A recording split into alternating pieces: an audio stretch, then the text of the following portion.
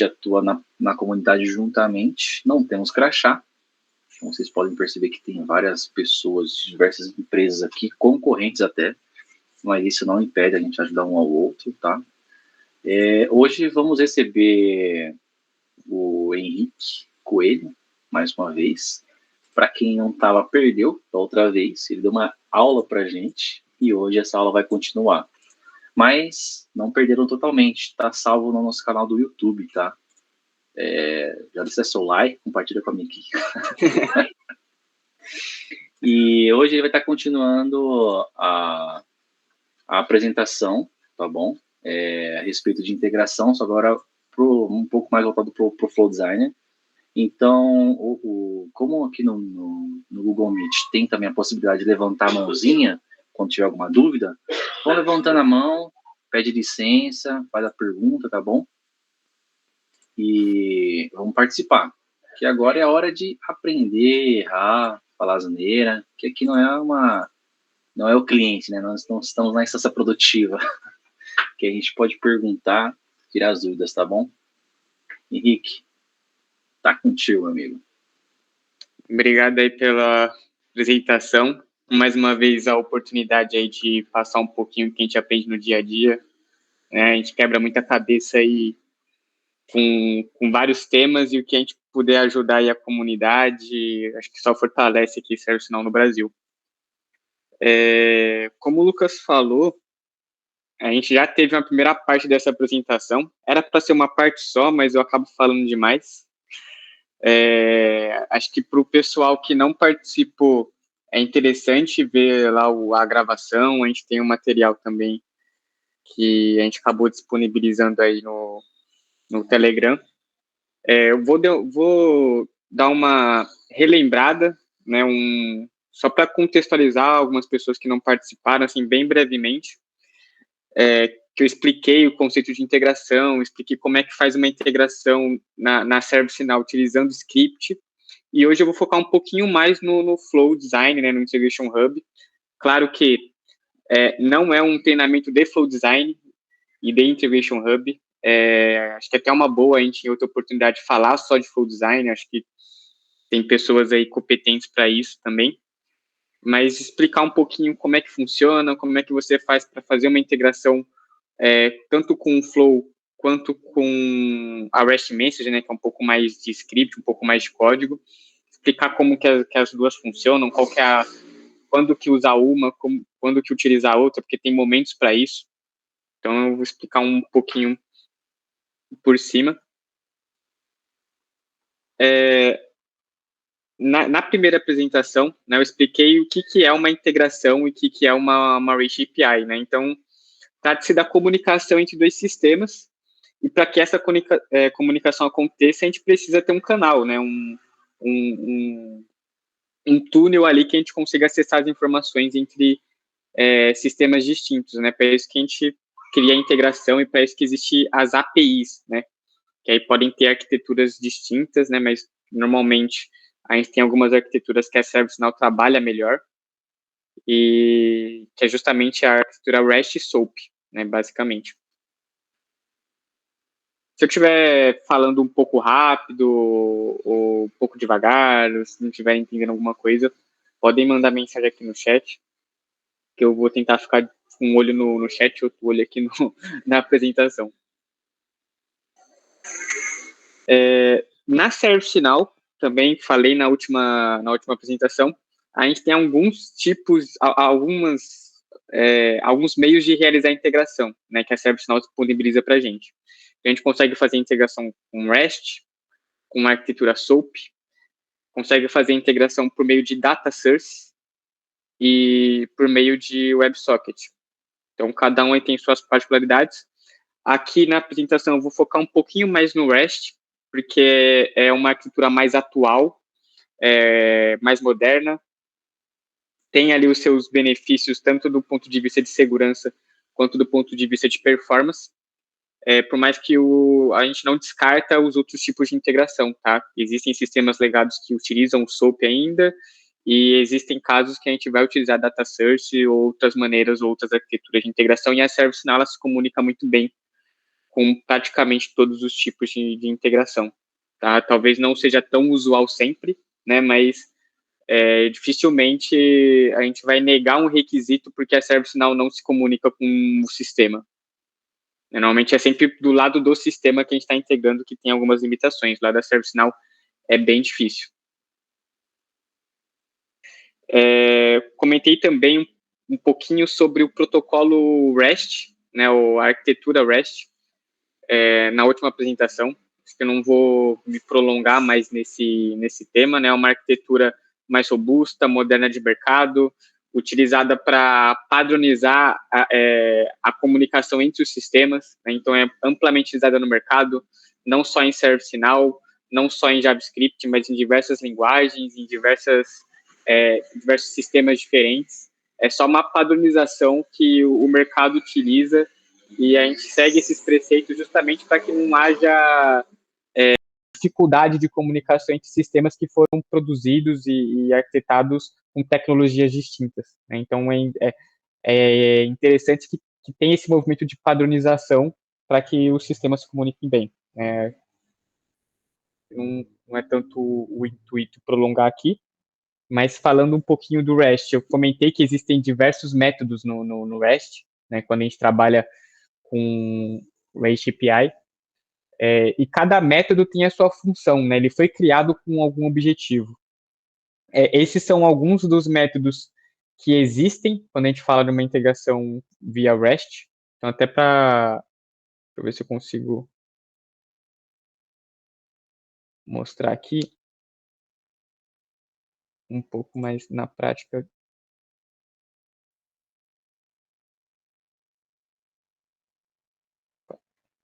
Beleza. Então, aqui no meu Postman, não sei se vocês estão vendo ainda a tela aqui. Estão vendo? O positivo. Estou vendo aqui. Está aparecendo. Isso aqui é uma integração REST no seu estado puro. Então, vou até acessar aqui a documentação oficial do ViaCep, que é a integração que a gente vai executar aqui. Então, o REST ele fala que a gente precisa manipular uma entidade através de um canal, né, que o sistema oferece. Esse canal a gente chama de endpoint, e a entidade, a gente pode trabalhar com diversos formatos de arquivo, mas o mais usual é o JSON, que é essa estrutura, né, de chave e valor. Então, tem um campo, tem o valor dele, e eu consigo manipular essa entidade, né, através do endpoint que o ViaCep me oferece. Então, se eu fizer uma requisição para esse endpoint aqui, para essa URL, passando o CEP aqui, que esse parâmetro aqui seria o CEP, ele vai me retornar os dados do endereço. E aí a gente utiliza essa ferramenta chamada Postman para executar alguns testes de REST APIs. É super bacana utilizar essa ferramenta. A gente consegue executar alguns testes, ver como é que vem o retorno, ver como que vem o status dessa solicitação. Aí eu vou colocar um endereço fictício aqui.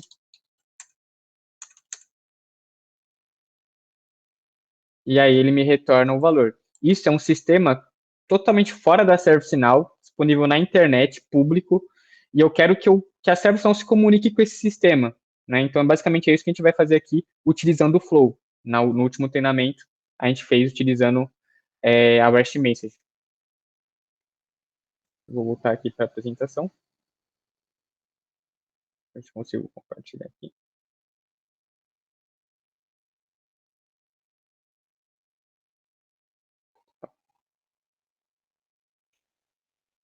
Opa, calma aí. Que travou um pouquinho.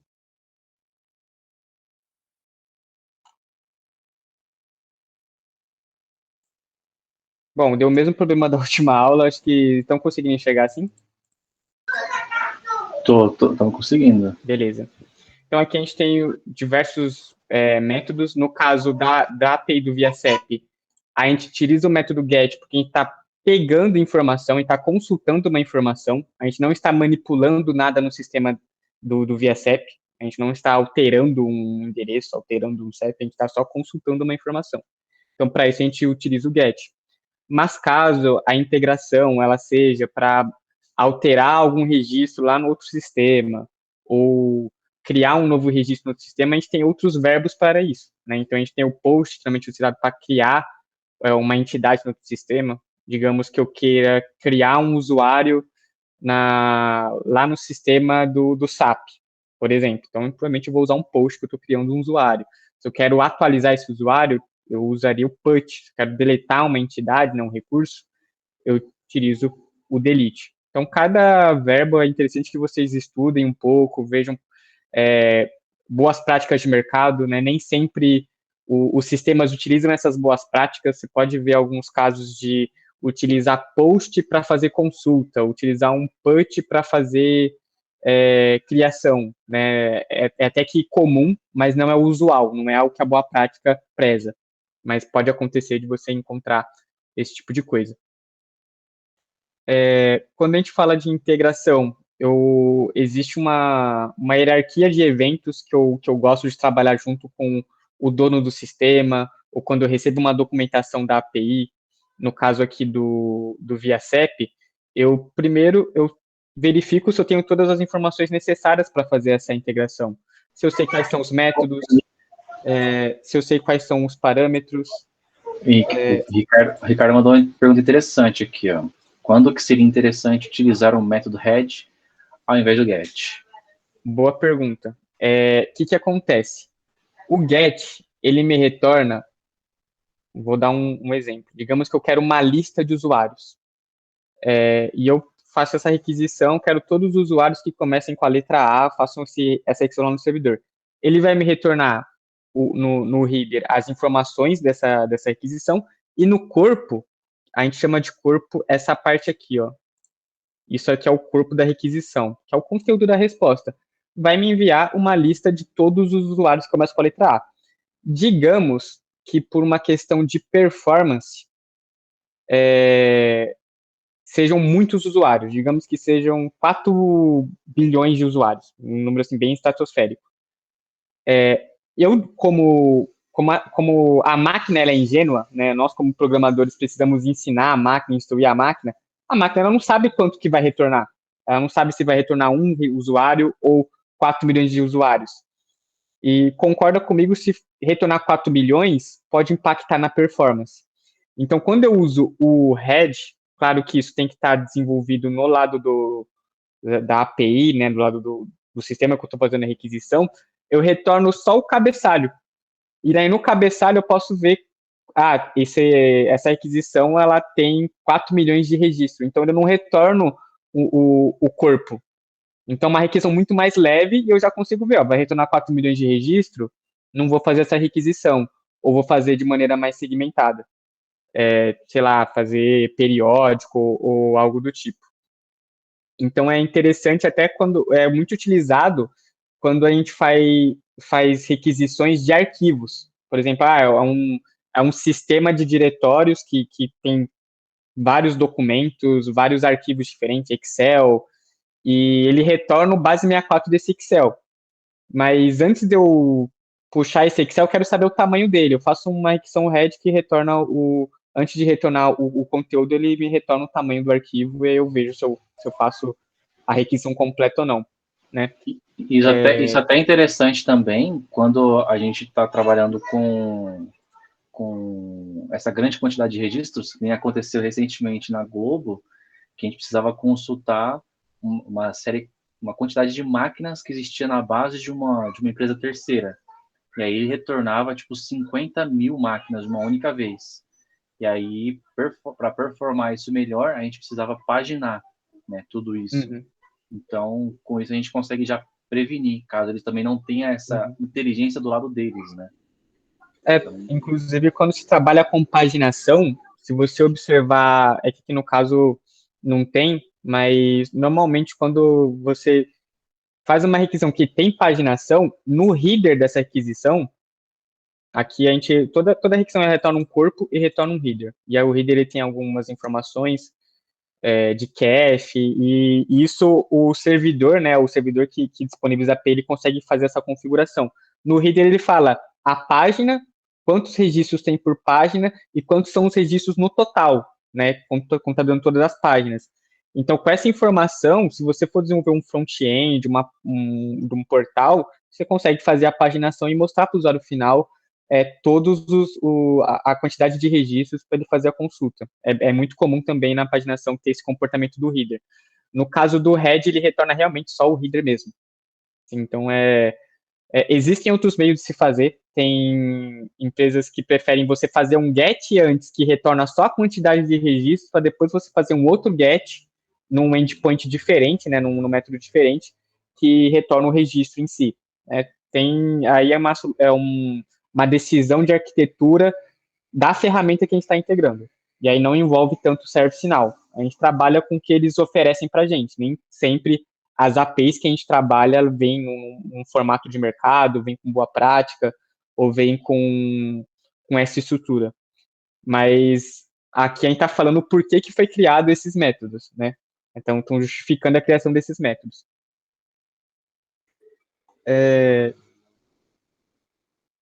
Então, só voltando, acho que respondeu a dúvida ali, eu vi aqui no chat, do Ricardo. Sim, sim. Legal, acho que só que tiver dúvida aí, o Lucas vai me ajudando aí também. Estou concentrado aqui, não estou conseguindo olhar o chat tanto. Não, pode deixar, a gente vai estar ajudando. Então, quando a gente faz a integração, eu faço esse caminho de verificar se tu tem as informações necessárias. Normalmente, quando a gente vai fazer a integração, não é numa API pública do ViaCep que tem uma documentação. Normalmente é um sistema que existe um time por trás, dentro do cliente, normalmente, que faz a sustentação desse sistema e a gente tem que pedir as informações para eles. Sabe, se vocês têm documentação, me passa a documentação dessa API, quais são as credenciais de acesso. No caso aqui da API do ViaCep, não tem credencial de acesso, eu não preciso me autenticar na API, mas tem casos que é necessário, que eles vão passar um usuário e senha, vão passar um token que a gente precisa passar na requisição de alguma forma. Então, essas informações a gente precisa extrair o máximo possível do cliente, porque é muito comum na construção de uma integração a gente parar por falta de informação ou porque deu algum problema durante a integração, durante o desenvolvimento e não estava mapeado e a gente precisa se comunicar com o time constantemente. Então, é interessante levantar o máximo de informações possíveis. Então, aqui eu coloquei algumas das etapas, claro que varia de acordo com a integração, mas quais são os métodos, né? Se é um put, se é um post, quais são os parâmetros que eu preciso enviar, qual que é o conteúdo que eu preciso enviar, qual que é a resposta que eu recebo, quais são os tipos de resposta que eu posso receber. O status code também é algo interessante, porque é uma padronização de mercado também. Por exemplo, existe status code, não sei se vocês já acessaram algum site e deu 404, por exemplo. É um erro 404, é um erro bem comum. É um erro de página não encontrada, que aqui no REST é de recurso não encontrado. Você bateu num endpoint, numa URL que não existe. Ou erro 400, que significa que alguma coisa você está fazendo de errada que o servidor não está entendendo. Então, tem diversos tipos de status code. Então, sabendo esses status code, a gente consegue trabalhar em cima de exceções na service now. Por exemplo, quando se retornar 200, retorna uma mensagem de sucesso. Quando retornar 400 ou 404, retorna uma mensagem de erro. Então, é interessante a gente trabalhar em cima disso até para mitigar falhas, conseguir rastrear as integrações futuramente, fazer a sustentação dessa integração ali para os outros times. Então, é interessante a gente levantar essas informações e se comunicar com os times envolvidos, né? Acho que é uma das funções mais importantes. Acho que a dificuldade não é nem de implementar uma integração, mas sim de ter esse levantamento e essa comunicação com os times. E aqui eu listei algumas dos desafios que a gente tem com a integração, que são as diferenças estruturais entre os sistemas, né? A ServiceNow ela trabalha de um jeito, o sistema pode trabalhar de outro, pode ter outra formatação, pode ser um sistema que não seja padronizado, pode não ter documentação, ou a documentação da API está desatualizada, e aí você não consegue entender, aí precisa se comunicar com o time.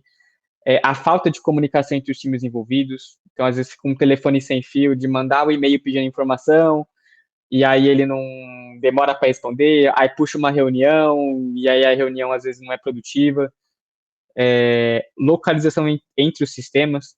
A localização que eu falo não é localização física, se bem que a localização física pode impactar na performance, mas é uma localização vou dar um exemplo. O sistema deles trabalha com dólar e nosso sistema trabalha com real. Tem que fazer um trabalho de conversão. O sistema da ServiceNow, ela trabalha com um fuso horário GMT lá, que é o fuso horário zero, e o deles, por algum motivo, trabalha com um fuso horário -5. Também tem que ter esse cuidado, essa cautela quando vai trocar informações entre sistemas para não gerar alguma informação discrepante ou errada. Isso impacta em relatório, impacta em auditoria. Latência e performance das APIs. Aí tem 2 pontos, né? Primeiro, quanto tempo a API demora para me responder? Então, aqui, a API ela me retornou até que bem rápido, aqui, ó, 422 milissegundos. Mas pode ser que o sistema de lá seja lento e demore um pouco mais, e isso impacte o processo aqui na ServiceNow. Ou pode ser que tenha uma lógica aqui na ServiceNow que também gere uma latência, né, que é comum também quando a gente faz várias requisições em seguida, por exemplo. O Lucas comentou do caso ali de 50 mil registros ali, ser um pouco lento e ter que fazer a paginação. Então, são assuntos delicados que vale a pena ter um pouco de atenção. A parte de segurança da informação, né, qual que é o tipo de autenticação, credenciais, qual que é o ambiente, existe um ambiente de QA, existe um ambiente produtivo, e a infraestrutura no geral, né? Às vezes a aplicação que a gente está fazendo a integração, ela está num servidor que não tem uma infraestrutura muito boa, não tem uma memória muito boa, e aí não aguenta muitas requisições, então tudo isso impacta um pouquinho no resultado final. Inclusive, teve até um cenário que a gente passou aqui dentro de casa, que foi o seguinte: quando tinha alguma atualização na tabela de usuários, eles mandavam faziam uma requisição lá para um sistema terceiro, né? Não vou falar nomes aqui, mas era o sistema X, para poder atualizar lá também. Só que, às vezes, existia, tipo, várias atualizações. Aí ele fazia várias requisições. E a API dos caras não aguentava muitas requisições. Então, a gente teve que mudar a forma como a gente estava fazendo as requisições para não perder informação do lado deles. Que é um outro cenário que eu achei bem curioso também. Só bom que você tocou nesse ponto, porque existe um verbo no REST que é justamente pensado para esse tipo de atualização, né? Sempre é um registro que ele tem muita atualização em pouco tempo, né? Digamos que é um usuário que ele muda de status, muda algum campo constantemente. A gente utiliza o método path para atualizar esse tipo de coisa, porque são modificações parciais no recurso. Eu vou atualizar só o nome, ou só o endereço, ou só... E aí é um pouco mais performático, né? Não tem tanta latência, e o servidor consegue controlar melhor essa requisição, porque ele consegue enfileirar isso aí do ponto de vista de arquitetura, a gente já está fugindo um pouquinho do tema, mas ele consegue enfileirar essas atualizações, empilhar, digamos assim, e fazer uma depois da outra, e aí fica até mais fácil de auditar do lado deles. Então, tem um verbo pensado nisso também. Sim, sim. E era exatamente esse o verbo que a gente estava usando. O mais curioso é porque ele começava a enfileirar e ele se perdia.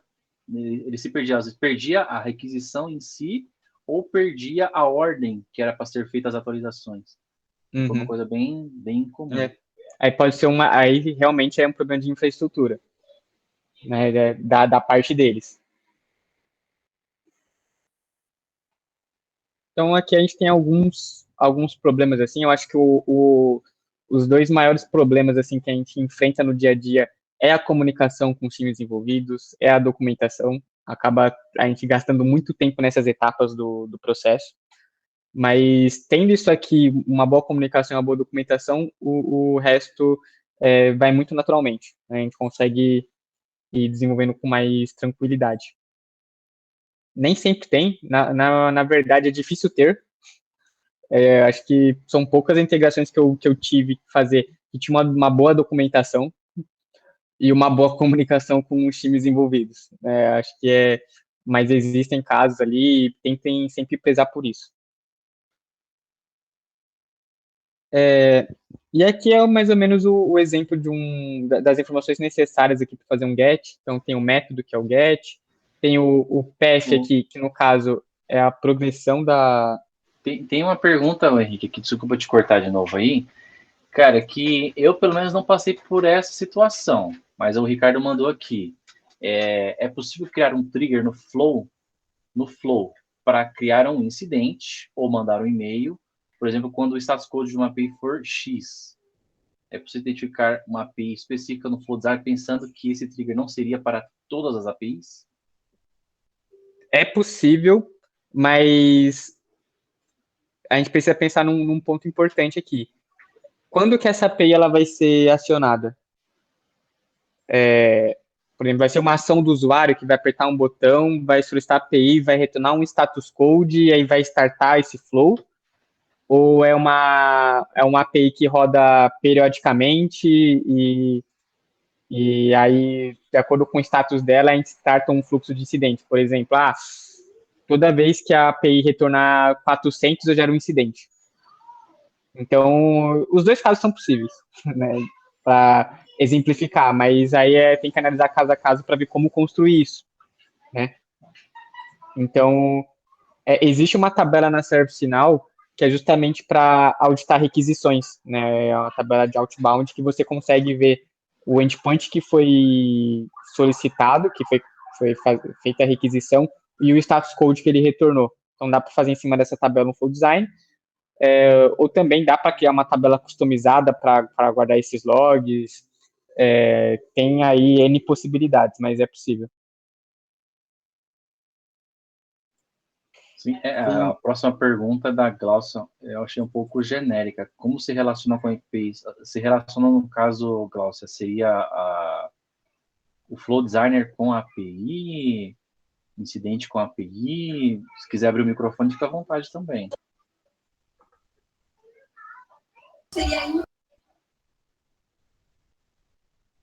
Oi? Não entendi. Também cortou um pouco. Isso mesmo, é o Flow Design com API. Sim.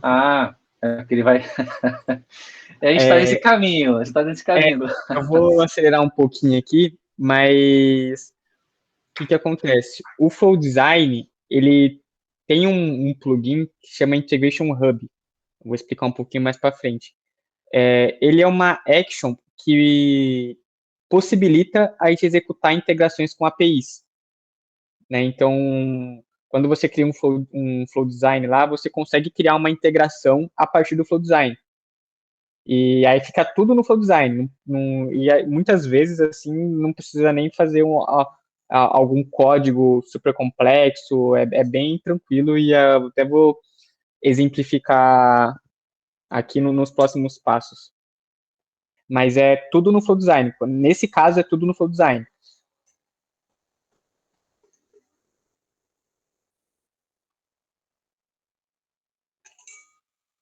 Então, beleza. E aqui entra um pouquinho nos pontos. Lembrando, pessoal, tudo isso aqui que eu falei, aí gastei esses 30 minutinhos, tem bem mais detalhado na outra apresentação. Eu estou sendo um pouquinho mais rápido, justamente para a gente focar no Flow Design, que foi o tema que a gente não conseguiu conversar na outra reunião. Quando se trata de integração, REST, a gente tem o Flow Design e tem o REST Message. O REST Message foi o que a gente viu no último treinamento. Ele é muito mais complexo em relação a programar, né? Você precisa codificar, criar uma estrutura de código para executar essa mensagem, né? Essa integração. Ele tem os seus benefícios, por exemplo, ele tem uma liberdade, dá para você, se você criou dentro das boas práticas essa estrutura de código, você consegue reaproveitar isso em outros lugares, né, em outros scripts, por exemplo, uma business rule, ou criar uma requisição Ajax num client script, você consegue reaproveitar esse código. E um outro ponto é que com o REST Message, você consegue executar essa integração sob demanda. Vou dar um exemplo. Quero que tenha um botão no meu portal que quando eu clico, ele preenche o meu CEP. Nesse caso, eu recomendaria fazer via REST Message, não via Flow Design. Por quê? Por mais que o Flow Design ele seja low code, ele tem uma implementação mais rápida, tem uma parametrização nativa, então eu consigo, não preciso criar estruturas para deixar ele mais dinâmico, que já tem isso nativamente. Ele executa no background, então ele não dá uma resposta, um feedback para o usuário em tempo real. Quando a gente trabalha com REST Message, a gente consegue controlar o estado da requisição e retornar uma mensagem para o usuário em tempo real. Então, nesses casos, o REST Message ele ainda é mais utilizado, por mais que com o Flow Design isso também é possível, mas é um pouco mais difícil, não é tão usual.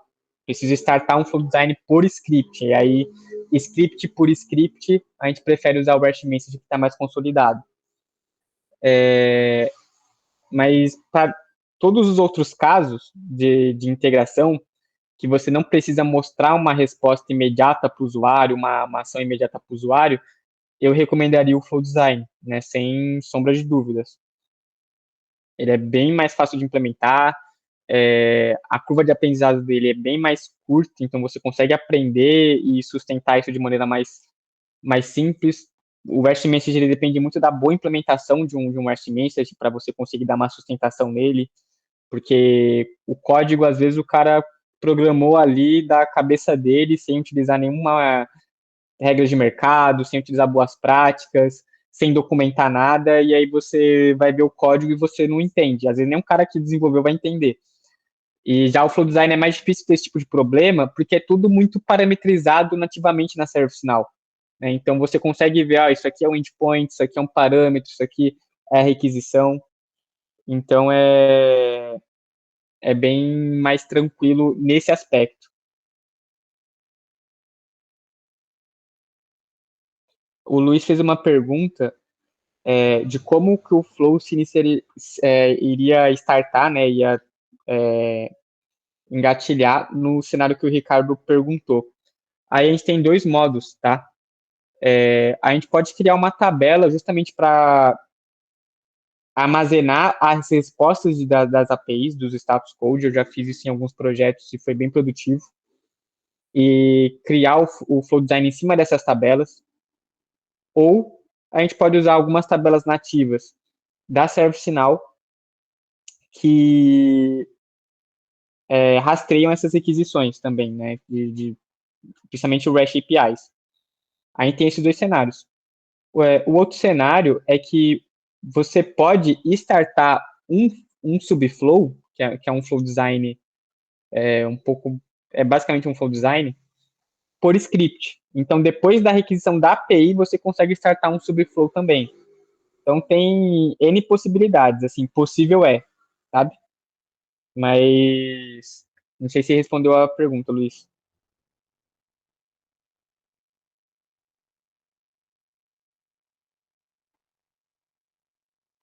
Legal, boa. Beleza, aqui já entra um pouco no assunto da última aula, que eu expliquei como é que cria uma REST Message, então só passar bem rapidamente. Você vai na tabela de REST Message da ServiceNow, vou até mostrar, melhor mostrar do que mostrar na prática. Mas, Ver que a gente viu na Henrique, última boa aula. noite. Boa noite. Mas tem casos que tu vai usar o REST Message? Existem casos que vai ser necessário o uso do REST Message. Vou dar um exemplo agora mostrando o que eu fiz aqui na instância. Existe uma tabela de localidade.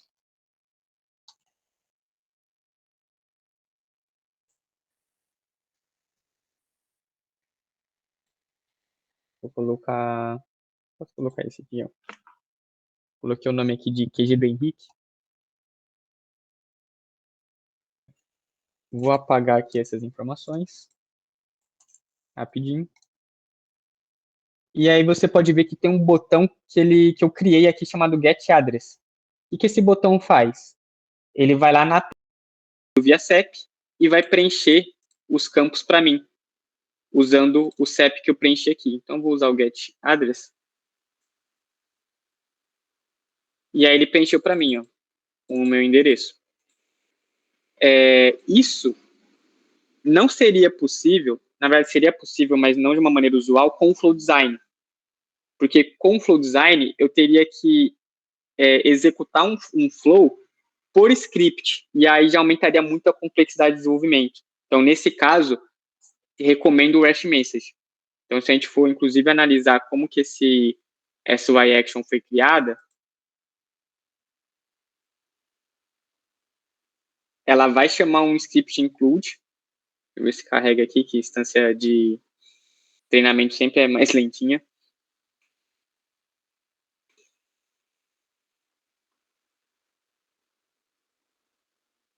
Ela vai chamar um script include que eu criei aqui, que se a gente for rastrear esse script include, ele, no final das contas, ele está chamando a REST Message. Isso aqui não é feito por Flow. Vou pegar aqui o CEP.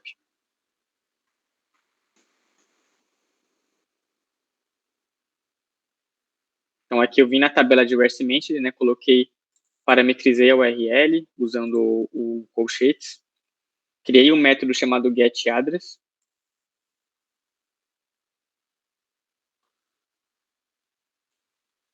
Vou abrir aqui um método.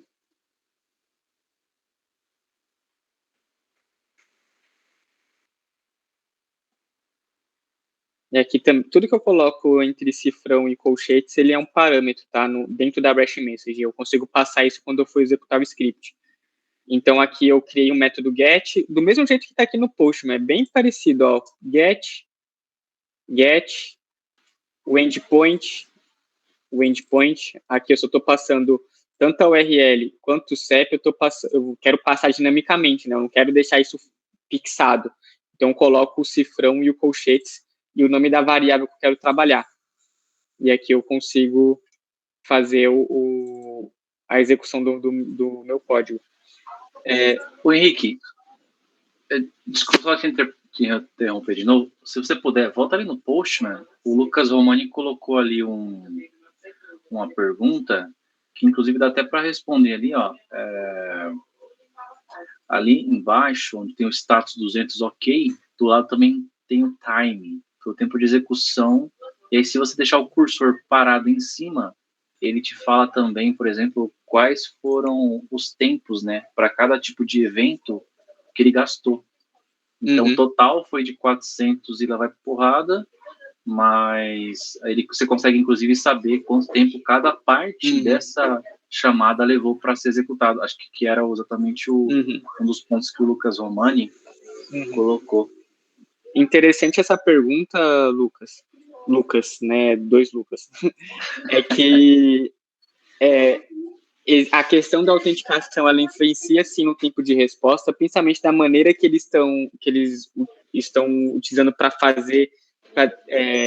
decodificar essa autenticação. Então, isso pode influenciar no tempo de resposta da API, mas não é algo que está no nosso controle, é algo que está no controle deles. E o uso do mid server pode, sim, impactar bastante na latência da API. Por quê? O que é o mid server aí, para quem não está contextualizado? No caso aqui da API do ViaCEP, essa API está pública na internet.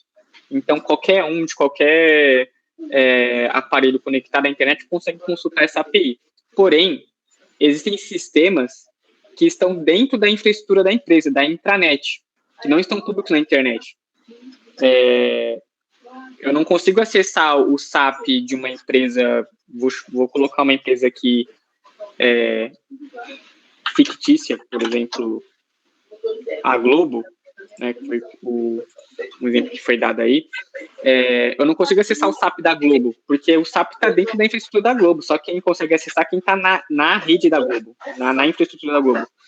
Como é que eu faço para certo sinal que está em nuvem, na internet, se comunicar com esses sistemas que estão na infraestrutura do cliente?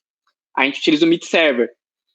E o mid server ele funciona da seguinte maneira: a ServiceNow ela manda um comando para o mid server, o mid server executa esse comando dentro da rede ou da infraestrutura do cliente, ou da onde que está inserido, né, do servidor que esse mid server está instalado, e aí ele retorna ele executa, pega o retorno e manda de volta para a server final. Você concorda que, utilizando o mid-server, eu tenho um cotovelo a mais? Eu tenho uma parada a mais?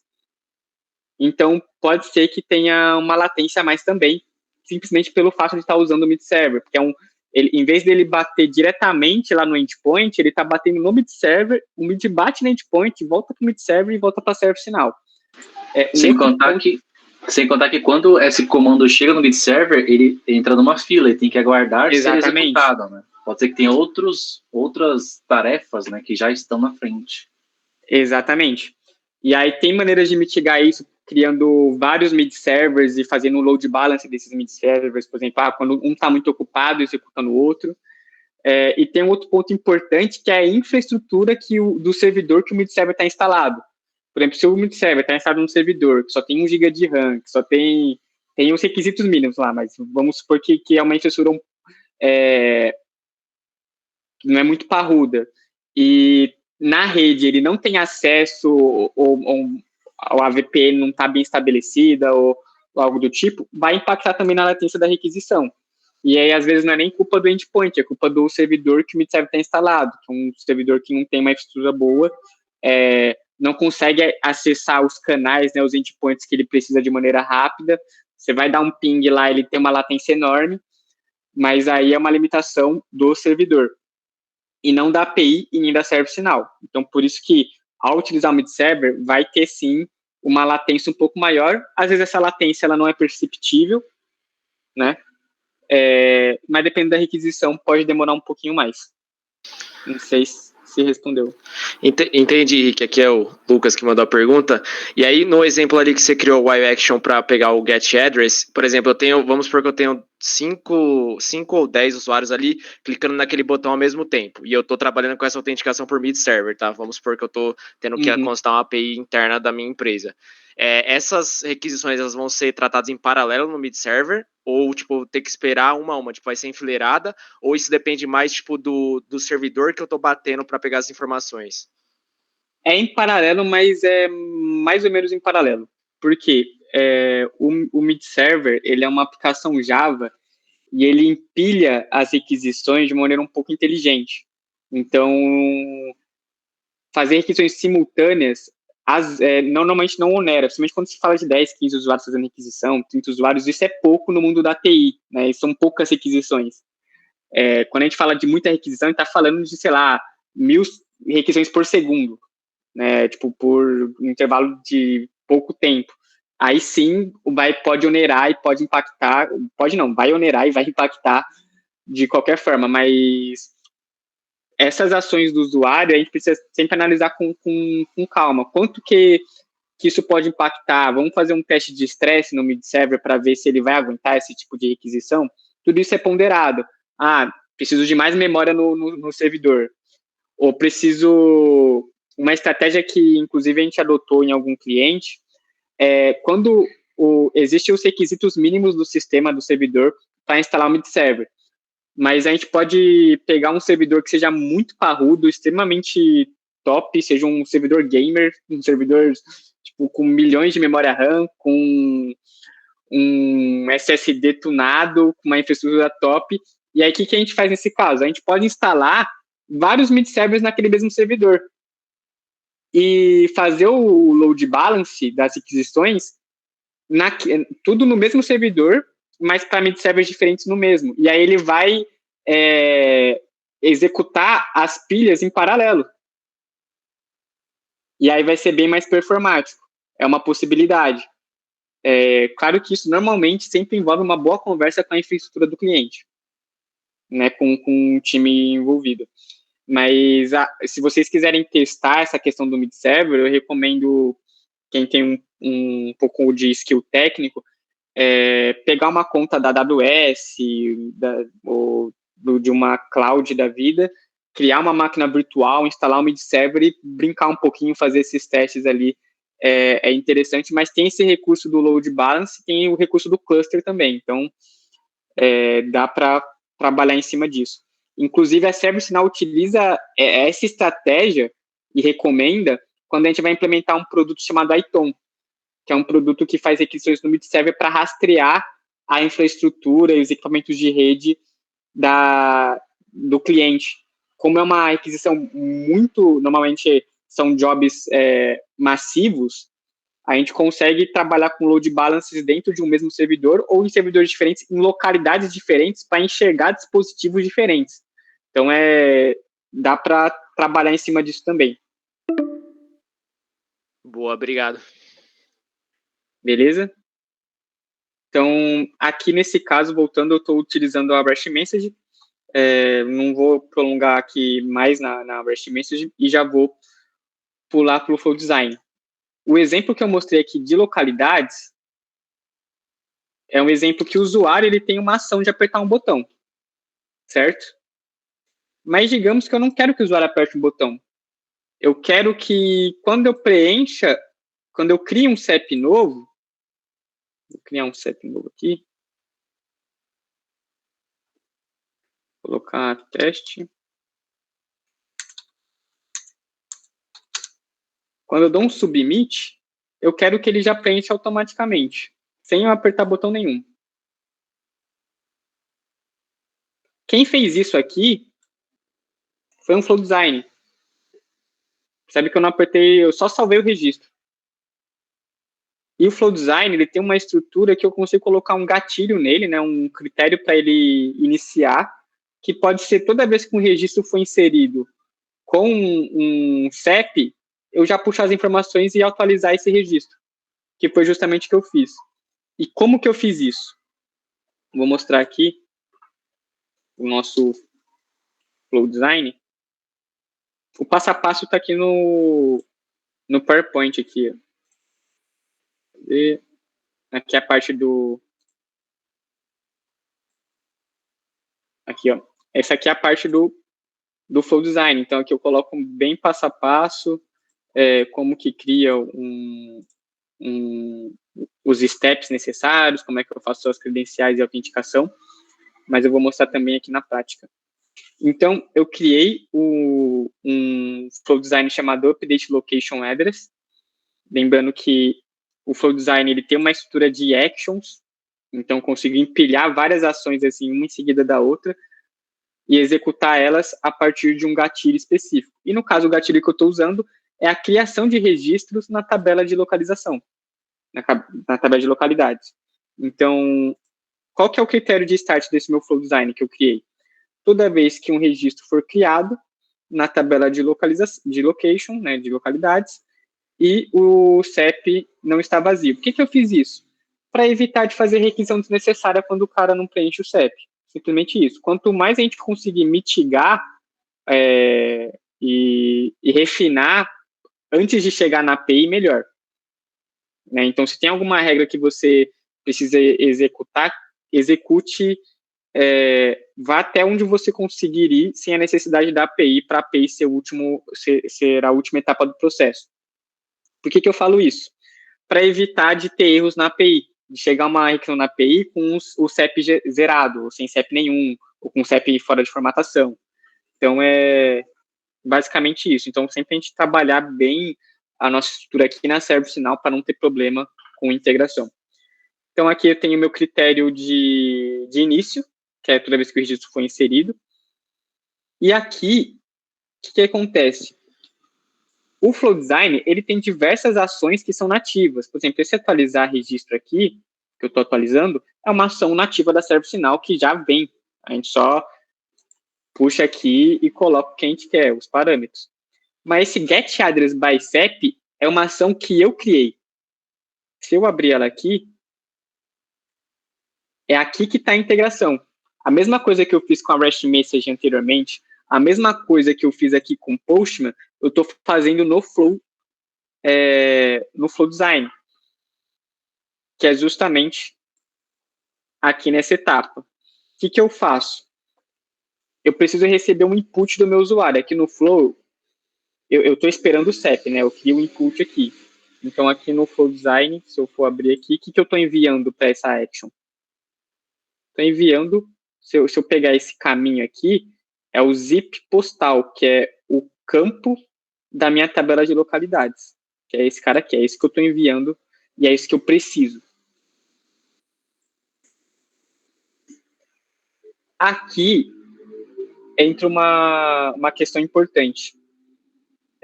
Eu estou formatando o meu CEP para minha API. Para minha API, é aquilo que eu falei.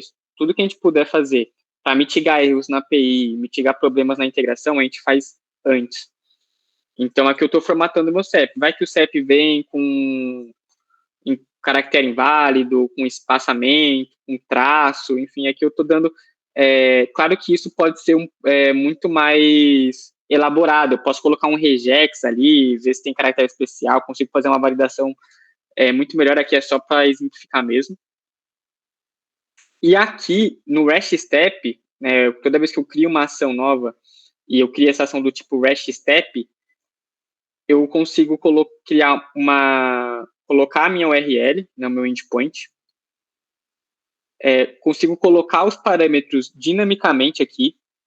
Por exemplo, eu estou pegando aqui o CEP, consigo pegar qual método que eu estou utilizando, do mesmo modo que eu fiz aqui e do mesmo modo que eu fiz na REST Message. Isso aqui é dinâmico, isso aqui está pegando da minha etapa anterior. E eu consigo, não só isso, mapear, que eu peguei um exemplo, que eu peguei do Postman, por exemplo, e mapear e transformar isso no meu retorno dinamicamente. É esse JSON parser. Ele pega um exemplo de objeto de JSON, que é esse objeto aqui, e cria uma variável dentro do flow de acordo com esse objeto, com os tipos, inclusive, que ele reconhece, que isso aqui é uma string, por exemplo. E aí eu consigo, através de outputs, retornar isso para o meu usuário. Eu retorno o logador, o complemento, o by. Como que eu faço isso? Tá? Primeiro, para você realizar integrações utilizando o Flow Design, você precisa instalar na sua instância pessoal, ou na instância do cliente, o plugin do Integration Hub Starter. Esse plugin ele é gratuito, né? Não sei porque ele não veio para o padrão na instância, mas você instala ele, e quando você instala ele, quando você cria uma action, vou até criar uma action só para exemplificar aqui.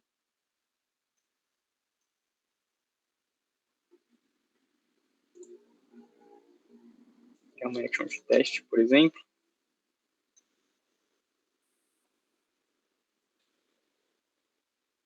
Lembrando que as actions, elas executam ações dentro da service now. Então, se eu quiser, existem várias actions ativas, mas se eu quiser criar uma, eu consigo. E aí, cada action, dentro da action, eu posso ter vários steps diferentes. E quando eu instalo esse plugin do Integration Hub, que é esse plugin que permite a gente realizar a integração utilizando o Flow Design, quando eu clico aqui para adicionar um step, nesse botãozinho de mais, deixa eu ver se foi, ele vai ter uma opção aqui chamada REST.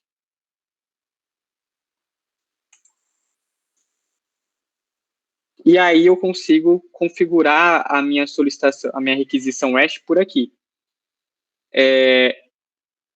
Lembra que quando eu estava comparando o Flow Design com a REST Message eu consegui parametrizar, e aí se vocês forem na aula passada, utilizando o cifrão, criei algumas propriedades para parametrizar o ambiente. Mas aqui eu tenho isso de maneira nativa, utilizando esse cara aqui, Use Connection Alias, né? Na service, eu sei que o tempo está super curto, não sei, Lucas, se você quer gerar uma nova call. Já está gerado aqui, então eu já vou até mandar aqui o link, que a gente já continua lá. Já estou finalizando aqui também. Tem que botar aqui só 3 minutos, aí pode não ser o suficiente. Lá, então. Vamos ver quem está dormindo. Mandar aqui no grupo do WhatsApp também. Do Telegram.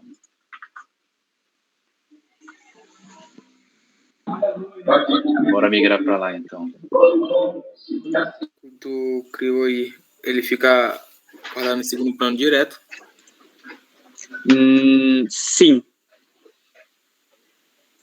Ele roda em segundo plano de acordo com o critério que eu coloquei aqui. Que é toda vez que uma localização ela é criada, e essa localização tem o CEP. Então, ele executa para cada... E é interessante falar que quando o gatilho ele é criação ou atualização de registro, ele roda por registro. Então, no Flow Design, eu consigo capturar informações daquele registro específico, que é o que eu estou usando aqui. Se a gente for analisar aqui do lado, eu consigo, aqui no trigger, pegar todos os campos daquele registro de localidade. Porque ele está rodando em cima desse registro. Se forem criados 100 registros de localidade ao mesmo tempo, vai rodar 100 flows? Sim, vai rodar 100 flows. Isso é perigoso? Não. Por quê? O Flow Design, ele roda no background da ServiceNow. E a ServiceNow, ela tem uma fila, ela gerencia as filas de execução nesse sentido muito bem. Então, por isso que eu falei que quando você quer um tempo de feedback para o usuário na hora, recomendo o REST Message. Mas quando você trabalha massivamente com informações, com integrações, Flow Design ele é melhor, porque ele pode até demorar para executar mais, muitas vezes, porque pode ter, sei lá, 100, 200 flows rodando simultaneamente. Mas ele vai executar, e se der falha, ele não vai travar nenhum processo. Ele não vai travar a sessão do usuário, por exemplo, se ele der alguma falha. Então, por isso que ele é mais recomendado. Inclusive, se eu for ver aqui, a minha instância pessoal, essa instância ela é recém-nascida, mas eu já consigo ver que a própria ServiceNow ela roda diversos flows nativamente, né? Se você for numa instância de cliente aí que tem aí uma maturidade razoável, você vai ver uma execução diária de flows assim, passando da casa dos 1.000, 2.000 flows executando por dia. É bem comum e não trava. Inclusive, é mais recomendado utilizar o Flow Design do que você criar regras ali em Business Rule. Que Business Rule tem o mesmo princípio, né, de executar na atualização de um registro, na criação de um registro. Só que ele não executa de maneira assim, ele pode travar a sessão do usuário, travar a criação do registro. Aqui não tem esse risco. Ele vai executar ali no background, no segundo plano, e quando ele tiver o retorno, ele atualiza o registro e executa as ações do flow, sem problema nenhum. Então, se você tem algum receio ali de estar executando muitos flows, não pode ter esse receio, é saudável ter receio de tudo, mas não tem tanto perigo em comparação às outras ferramentas que a ServiceNow tem. Por exemplo, o Business Rule é mais perigosa do que um Flow Design, ou questão de performance, assim, ou de mau desenvolvimento. Então, só voltando aqui para onde a gente tinha parado, quando eu instalo o plugin do Integration Hub, eu tenho esse step a mais aqui, quando eu crio uma action, eu tenho esse step disponível. E diferente da REST Message, que eu consigo parametrizar ali utilizando algumas variáveis, aqui no Flow Design, a ServiceNow ela criou uma estrutura para parametrizar tantas URLs, por exemplo, digamos que o ViaCep ele tem uma URL que é de QA e uma URL que é de produção. Eu consigo parametrizar isso no Flow Design de maneira nativa, não preciso criar propriedade, não preciso criar nada além do próprio registro que a gente chama de Connection Alias, que eu vou mostrar aqui na visão resolvedora.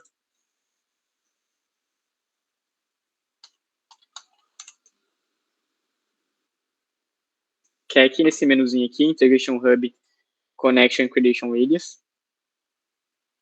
Eu criei um registro para a API do ViaCep.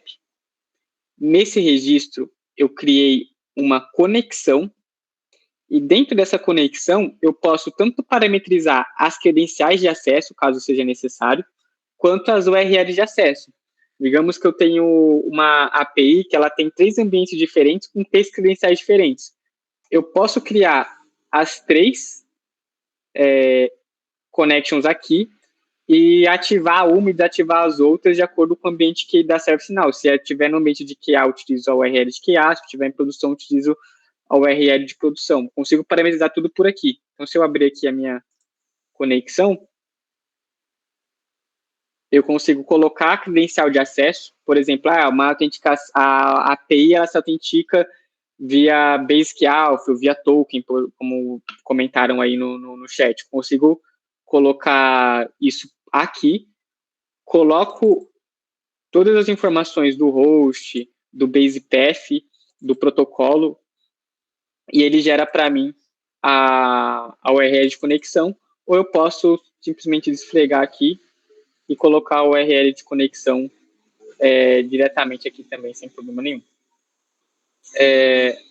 Então, eu utilizo essa informação, vou colocar aqui via SEP Connection, ele já vai puxar aqui a minha base URL, e aí, a partir disso, eu consigo colocar as informações que eu preciso para fazer a requisição. Por exemplo, o que eu preciso para fazer a requisição no via SEP aqui? Eu preciso passar o meu CEP. Então, aqui, eu já passo o meu CEP, que é justamente o que está sendo feito aqui. Eu pego, formato o meu CEP aqui, retorno ele como output, um CEP formatado, e utilizo e coloco ele aqui via DataPill, que ele está bem aqui, ó, o formato CEP. Eu consigo arrastar e colocar as coisas, ó. Então, é bem tranquilo de fazer. A única parte que eu tive de código foi essa parte de formatação, que dependendo não é necessário, né? Dependendo da integração. Montei o meu objeto e tenho meu output. Se eu testar esse cara aqui, ele vai pedir o CEP.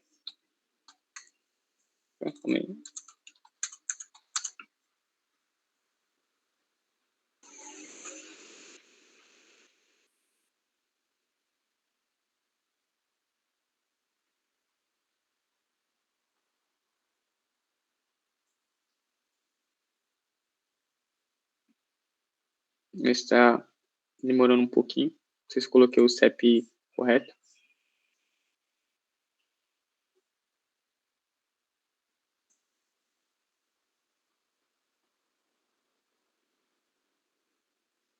Pessoal, o chat aqui não está carregando, eu não estou conseguindo ver o chat. Se tiver alguma pergunta aí, podem levantar a mão, desmutar. Por enquanto aqui está sem nenhuma mensagem. Mas, cara, teve uma apresentação um tempo atrás que ficou... Era para mandar um e-mail.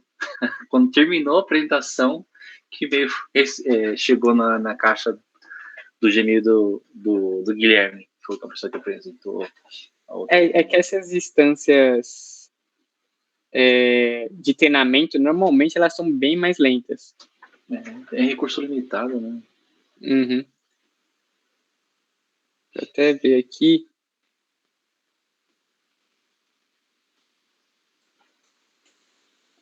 Vou fechar aqui. Dar um F5.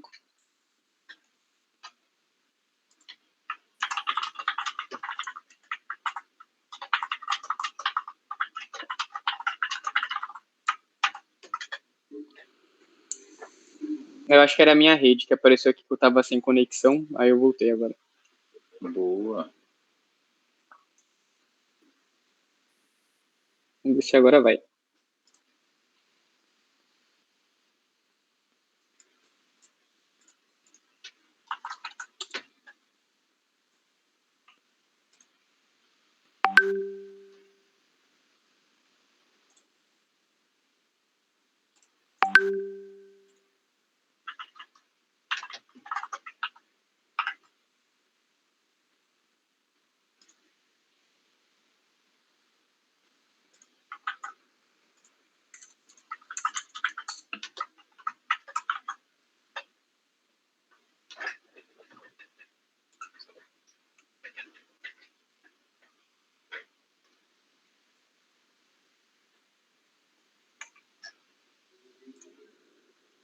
Aí, foi.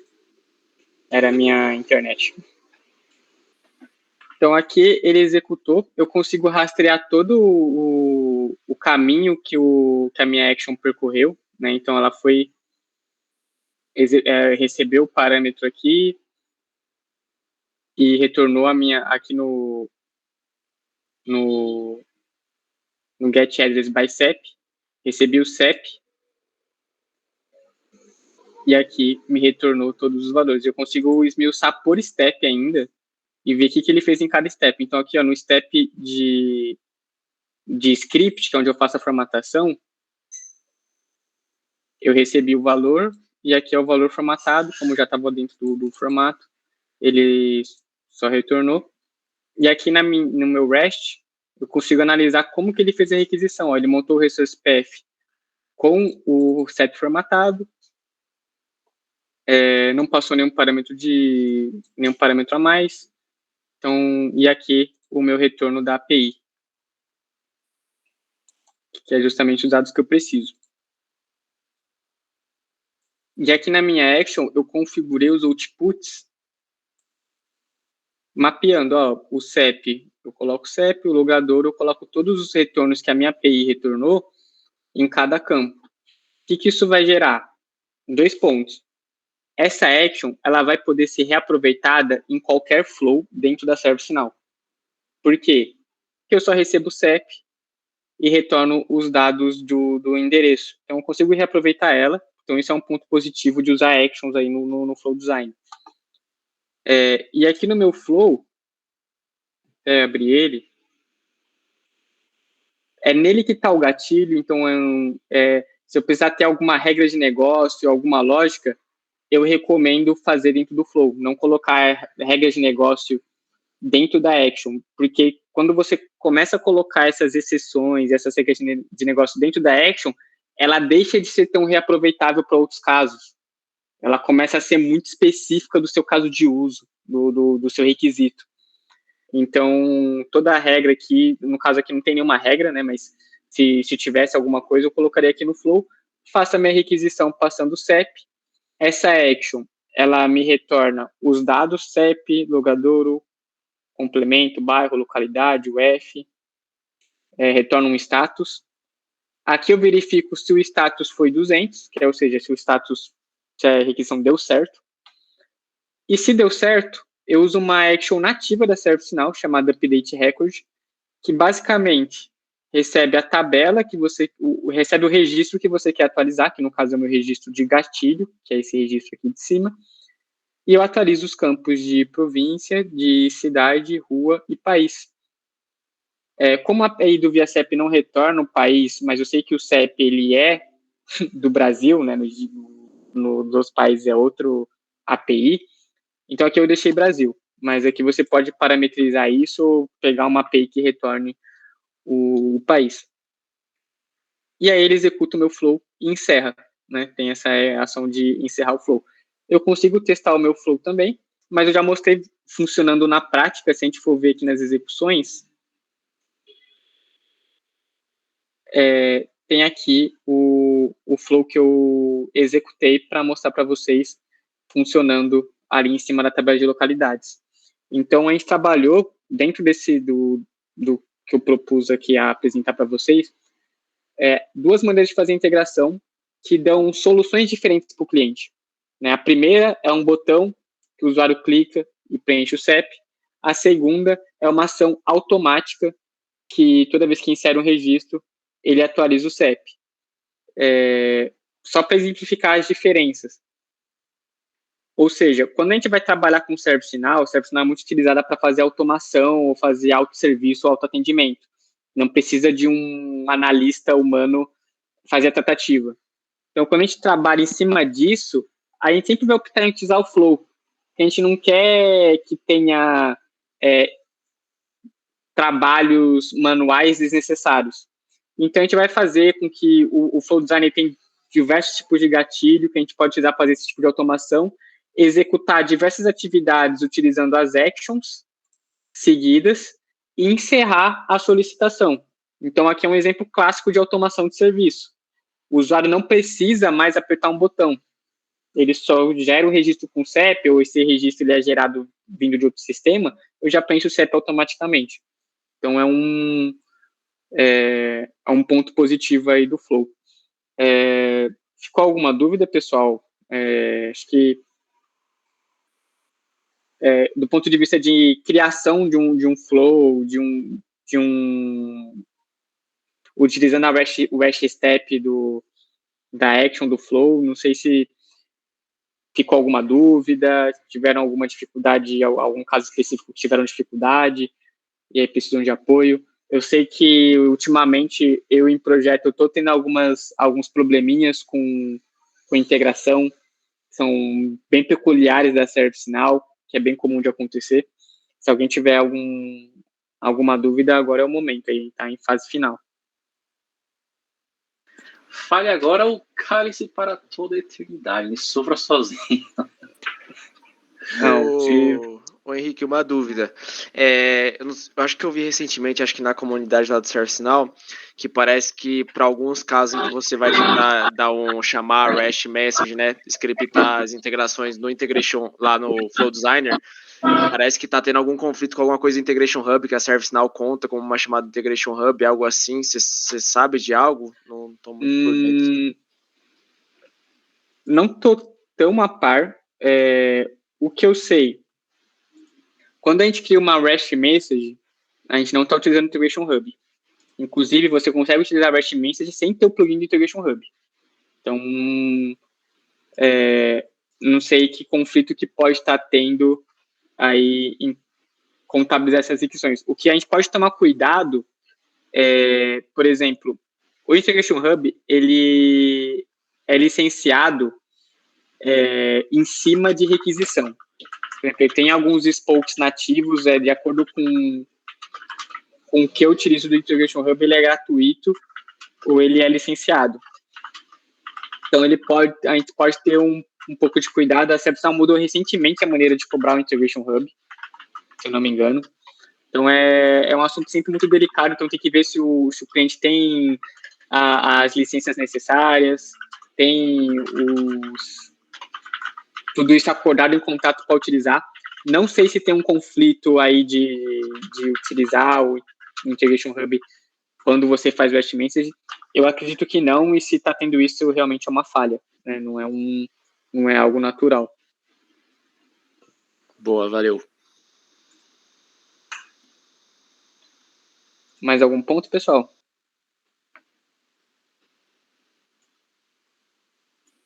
Com essa explicação, cara, nossa senhora, é difícil. Era bom ter uma parte 3, né? O que eu acho válido, eu acho que aí até a gente pode fazer um treinamento só de flow design. Sim, porque... cara. Show. Teve um que foi parecido até, eu não lembro se foi alguém que tá aqui que pediu, que eu compartilhei, mas foi mais focado em actions, em subtarefas, essas coisas que tem dentro do Flow Designer, né? Foi bem explicado e tal, mas eu acho super válido. A ideia de ter um só com essas peculiaridades. O que acontece? Eu tentei explicar aqui como é que faz a integração utilizando o Flow Design, mas o Flow Design tem muitas particularidades. Ele tem um flow, ele tem um subflow, ele tem as actions, ele tem os data pills, e essa estrutura, para quem vem de fora da ServiceNow, é um pouco estranha, né? Então, às vezes, tem que ter uma atenção maior na hora de estudar e também na hora de explicar. Então, acho que vale a pena, acho que se tem algum treinamento focado em Flow Design, vale a pena o pessoal consultar aí o treinamento, não sei se tem gravação, não sei se tem algum material, mas acho pertinente. É para complementar aqui essa apresentação, acho que as duas coisas elas andam junto. Faz uma parte 3, explicando. Pode ser parte 3, parte 4, parte 5. Parte 15, né? Galera, muito bom, cara. Aí já pega o embalo dessa explicação de hoje. Sim. Essa parte, inclusive, você recebe um JSON, né, e transforma esse JSON para facilitar para quem vai receber essa informação. Eu fui aplicar isso, cara, acho que vai fazer o quê? Uns 3 meses? Porque até então eu recebi um objeto tão enorme que aí lá dentro do próprio Mapeava um por um. recurso, mapeava para conseguir usar. Então, fui descobrir isso também faz pouco tempo, cara. Então, é uma ferramenta excelente que sempre vale a relembrar, né? O Luiz deu uma sugestão aqui no chat de uma parte 3 criando uma REST para outros sistemas consumirem coisas da ServiceNow. Isso é muito interessante porque a ServiceNow ela tem uma série de APIs nativas que a gente só manda a documentação para o cliente, o nome da tabela, as informações, e o cliente consegue consumir as APIs e os serviços da ServiceNow. Porém, nem sempre isso atende o cliente, porque às vezes a estrutura das APIs da ServiceNow é um pouco mais complexa, então quem entende ServiceNow vai saber utilizar, mas quem não tem tanta familiaridade tem um pouco de dificuldade. E tem uma questão também de requisito do cliente. Por exemplo, eu quero que retorne X coisa, X status, e essas APIs nativas a gente não tem flexibilidade para fazer alteração nelas. Então, nesses casos, a gente cria, sim, APIs customizadas e disponibiliza para o cliente ou para o sistema consumir da ServiceNow. Então, acho que é válido também. Sim, inclusive teve um cenário que o cliente já estava consumindo a tabela de incidentes, a API, que consulta os incidentes, e aí ele pediu para disponibilizar mais um método, porque eles não estavam usando, não tinha na documentação, então se não tem documentação, para eles não existe. Aí eu falei, beleza, mas você precisa consultar todas as informações da tabela? Quais informações você vai consumir? Aí, cara, não, vou pegar o número do incidente, o SysID, o status que o incidente está e com qual grupo esse incidente está. Então, tipo, eram informações específicas. Aí eu fiz aquela limitação também de campos. Então, é uma outra coisa que nem todos se atentam, né? É limitar a quantidade de campos e quais campos essa pessoa vai visualizar do outro lado. Então, acho que é super válido fazer essa parte 3, parte 4, sim. que é padrão e outra customizada, né? E as APIs da ServiceNow são bem documentadas, tem bastante parâmetros ali, como você falou, quais campos eu quero consultar, se eu quero mostrar o value ou o display value dos campos, se eu quero fazer uma paginação, tudo isso as APIs nativas da ServiceNow têm por padrão. Aí as APIs que são customizadas, que a gente cria para atender o cliente, fica tudo a nosso critério. Né? Então, aí a gente tem uma flexibilidade maior, mas também tem uma responsabilidade maior, né, de desenvolver de acordo com o requisito do cliente. Bom, não sei se tem mais algumas dúvidas, mas só para encerrar aqui, dando uma revisão por cima do que a gente viu.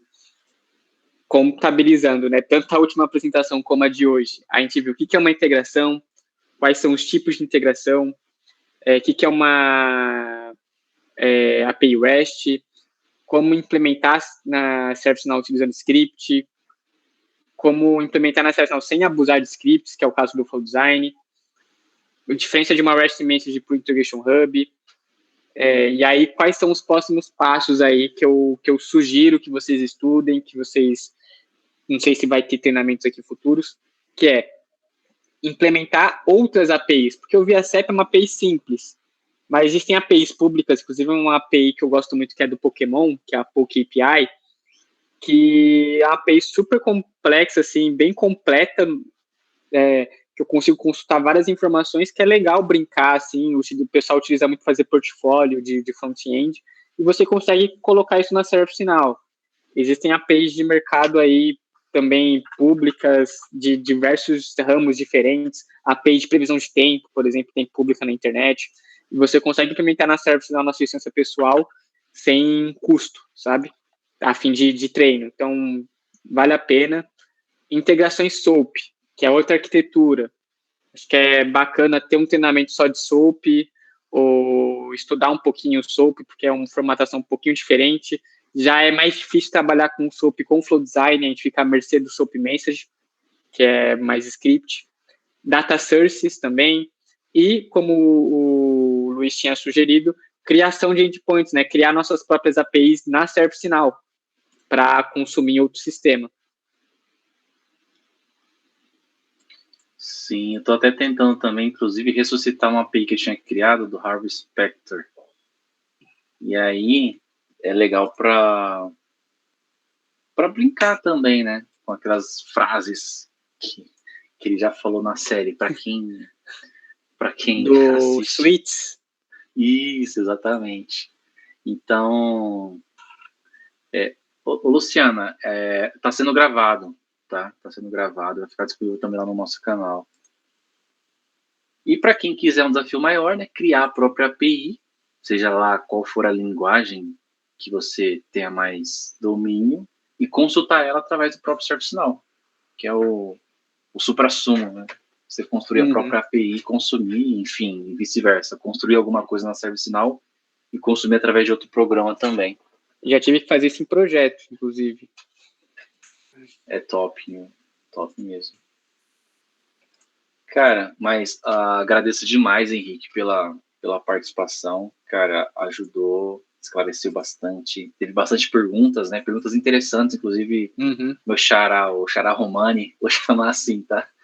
O Xará Romani trouxe umas perguntas bem interessantes, bem intrigantes, que com certeza vai ajudar a galera no futuro também. Né? Alguns temas que não foram abordados aqui, né? Ele comentou do mid-server também, que é um tema interessante para falar. Então, acho que sim. Eu gostei da participação do pessoal hoje. Sim, foram bem ativos, né? E como de costume, para quem não estava na passada, eu vou deixar inclusive aqui os contatos, o LinkedIn do Henrique, para quem ainda não está seguindo ele, precisar de algum apoio também, né, pode cutucar ele lá no LinkedIn, seguir, enfim, o meu também. E para quem já é de casa, o nosso último ritual é a fotinha. Então, se quiserem ligar as câmeras, ajeitar o cabelo aí, Jorge. Ajeita o seu aí também, ajeita o seu aí. Tamo junto nessa missão, amigo.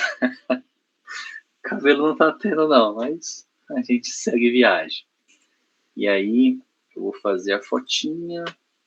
Vamos ver se o restante da galera não vai querer. O Alex, vai querer sair na foto, Alex? Alex, nosso videomaker. Vai, todo mundo pronto, vai. Cadê? Tem que ligar a câmera. Vamos lá, pessoal. Vou tirar... olhando para a câmera em 3, 2, 1. Olha a foto do Brasil. Boa. Deixa eu ver se ficou boa aqui, Pedro. Vê se meu cabelo apareceu aí, Lucas. Vê se meu cabelo apareceu. Apareceu. É uma coisa estranha aqui. Foi, pessoal. Então, fechou, galera. É isso. Muito obrigado pela participação de todos. Henrique, obrigado demais por ter topado o desafio, pela aula. E vamos fazer essas partes, hein? Parte 3, parte 4, porque isso mesmo, assunto não 3. falta. Tá bem. Não mesmo, hein? Tá excelente essas explicações, viu? Valeu, pessoal. André, a apresentação a gente já tinha disponibilizado lá no grupo. Acho que o Eric Valeu, tinha outra vez. Tá bom? Pessoal, um forte abraço, bom descanso para vocês. Boa janta. Noite, pessoal. Boa noite. Com Deus. E até semana que vem. Boa noite, pessoal. Foca na parte 3. Boa noite.